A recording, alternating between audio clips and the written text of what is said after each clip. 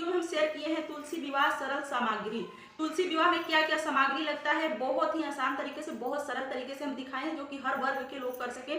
मतलब जो भी बहन बेटियां होती है, कुछ ऐसी होती हैं कि जिनका बजट बहुत अच्छा खासा नहीं होता है, लेकिन श्रद्धा कम नहीं होता है, वो भी तुलसी विवाह करना चाहती हैं। हर घर में तुलसी विवाह होना चाहिए देव उठनी एकादशी के दिन।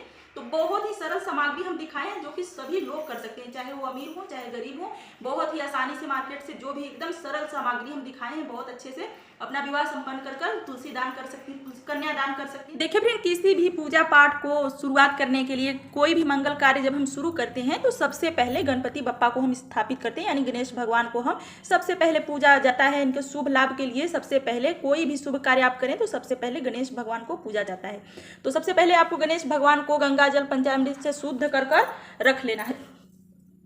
उसके बाद दोस्तों आपको कलश स्थापना भी करना पड़ता है। तुलसी विवाह में कलश स्थापना भी करेंगे और इसमें मौली धागा भी बांधेंगे, हम अभी बांधेंगे, लेकिन आप लोग को आइडिया के लिए बता दे रहे हैं। इस पे नारियल आप रखेंगे, नारियल रखेंगे। अगर नारियल नहीं है, नारियल रखा जाता है, इस समय मेरे पास नहीं है, आइडिया के लिए बता दे रहे हैं। इस पे दीपक रखेंगे। और तुलसी विवाह करने के लिए सबसे मोस्ट इंपॉर्टेंट होता है विष्णु भगवान का फोटो। या तो आप शालिग्राम का फोटो ले सकते हैं, क्योंकि विष्णु भगवान ही पत्थर रूपी शालिग्राम के रूप में है। तो विष्णु भगवान का या तो आप फोटो लेंगे या तो फिर शालिग्राम को लेंगे। और तुलसी माता का विवाह करना है, चुंदरी चढ़ाया जाता है, तुलसी माता को चुंदरी चढ़ाया जाता है। और विष्णु भगवान को पीला वस्त्र चढ़ाया जाता है, उनको पीला वस्त्र अति प्रिय है, तो पीला वस्त्र विष्णु भगवान को चढ़ाया जाता है।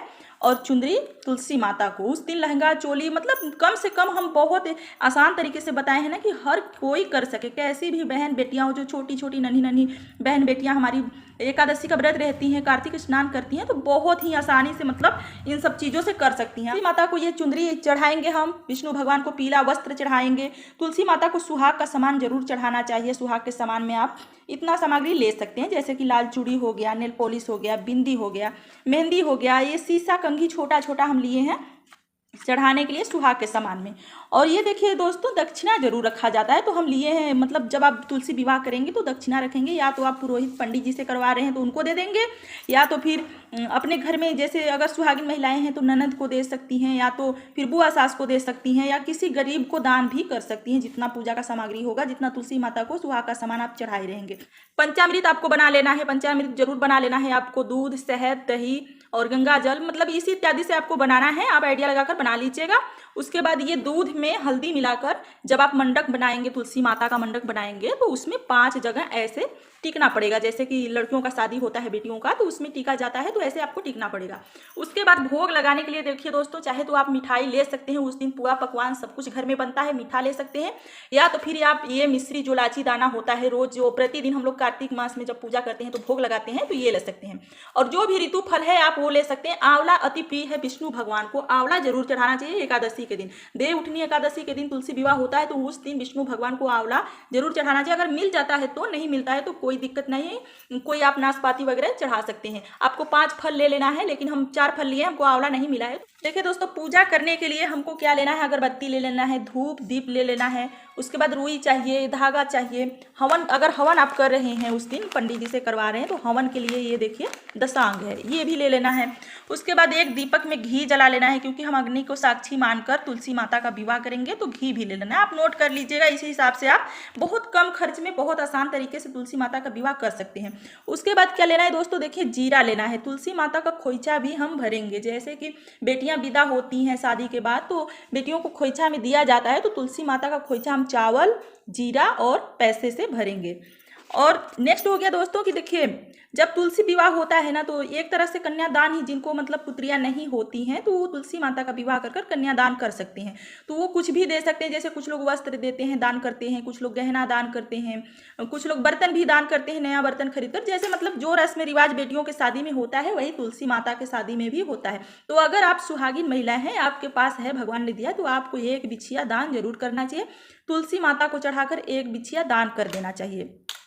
और अगर बहुत ज़्यादा भगवान ने आपको दिया है सब कुछ, तो आपको आप कपड़ा वगैरह, बर्तन वगैरह सब कुछ दान कर सकती हैं। तुलसी माता का विवाह करने से, तुलसी माता का दान करने से बहुत पुण्य मिलता है दोस्तों। कन्यादान, अगर आप कन्यादान नहीं कर सकते हैं, बेटियां नहीं हैं, तो तुलसी माता का विवाह जीवन में एक बार जरूर करना चाहिए, क्योंकि विष्णु भगवान ने बताया है कि जो व्यक्ति हमारा शादी, हमारा विवाह तुलसी माता के साथ करवाएगा, वो परम धाम को प्राप्त करेगा। तो हर व्यक्ति को जीवन में एक बार तुलसी माता का विवाह विष्णु भगवान के साथ जरूर करवाना चाहिए। ये हो गया दोस्तों हमारा फूल, जो कि विष्णु भगवान से तुलसी माता का जब हम विवाह करेंगे तो फूल पुष्प की वर्षा करेंगे, मतलब पुष्प भी उस पर चढ़ाएंगे। ये हो गया दूब। दूब भी तुलसी विवाह में किसी भी विवाह में बहुत जरूरी होता है। तो दूब अगर आसानी से मिल जाए, गाँव में मिल जाता है, शहरों में अगर नहीं मिल पाता है तो कोई दिक्कत नहीं, अगर मिल जाता है तो दूब, दुर्वा जिसको कहते हैं, दूब भी आप ले सकते हैं। तो दोस्तों यही था हमारा पूजन सामग्री, जो कि तुलसी विवाह में यही सामग्री लगता है। और दोस्तों ईख का जो मंडक, तुलसी माता का ना मंडक बनाया जाता है, आप कुसा से मंडक बना रहे हैं या किसी चीज़ से बना रहे हैं, तो उसमें चारों कोना में जो 4 खंभे होते हैं उसमें ईख यानी गन्ना भी बांधना चाहिए। गन्ने का मंडक बनता है तुलसी माता के विवाह में। तो देव उठनी एकादशी के दिन यानी 4 नवंबर को इस बार तुलसी माता का विवाह होगा। तो उस दिन आप लोग देखिए, देखने में बहुत ज़्यादा ये सामग्री लग रहा है, लेकिन बहुत कम है। बहुत कम खर्च में आप बहुत ही आसानी से तुलसी माता का विवाह कर सकते हैं।